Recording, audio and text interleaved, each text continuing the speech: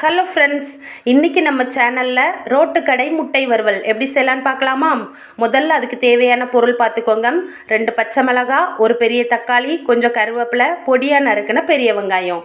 உங்களுக்கு தேவையான அளவு 3-4 முட்டை எடுத்துக்கோங்க. தேவையான மசாலா பொருள் பார்த்திங்கன்னா கரம் மசாலா, மஞ்சள் தூள், நல்ல மிளகுத்தூள், இஞ்சி பூண்டு பேஸ்ட்டு, அவ்வளோதான். வாங்க எப்படி செய்யலான்னு பார்க்கலாம். அடுப்பில் பழைய தோசைக்கல் இருந்தால் வச்சு சூடுபடுத்திக்கோங்க. கல் சூடானதும் கொஞ்சமாக எண்ணெய் ஊற்றி கட் பண்ணி வச்சுருக்கக்கூடிய பெரிய வெங்காயத்தை சேர்த்துக்கோங்க.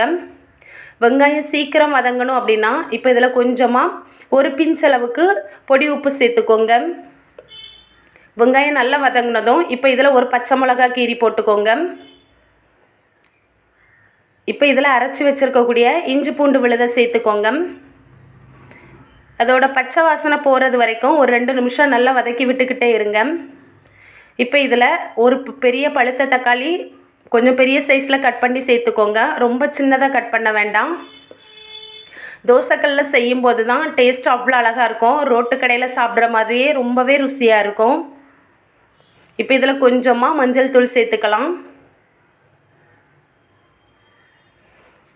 இப்போ இதில் நான் சொன்ன மசாலா பொருள் எல்லாமே சேர்த்துக்கோங்க. கரம் மசாலா நல்லா சேர்த்துட்டு ஒவ்வொரு மசாலாவும் தனித்தனியாக சேர்த்து ஒவ்வொரு நிமிஷம் வதக்கி விட்டுக்கோங்க. நல்ல மிளகுத்தூள் மட்டும் கடைசியாக சேர்த்துக்கலாம். இப்போ இதில் ஒரு 3 முட்டை உடைச்சி ஊற்றிக்கலாம்.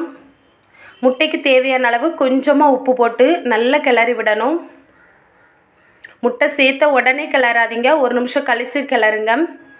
அப்போந்தான் அது முட்டை வறுவல் பார்க்குறதுக்கும் அழகாக இருக்கும். நமக்கு அதை செய்யும் போதும் நல்லா பீஸாக கிடைக்கும். இப்போ நீங்கள் பார்த்தாலே தெரியும் முட்டை வறுவல் ரெடி ஆகிடுச்சு. கடைசியாக நல்ல மிளகுத்தூள் தூவி கொஞ்சமாக கருவேப்பிலை சேர்த்துக்கலாம். கண்டிப்பாக வீட்டில் ட்ரை பண்ணி பாருங்கள். பாய்.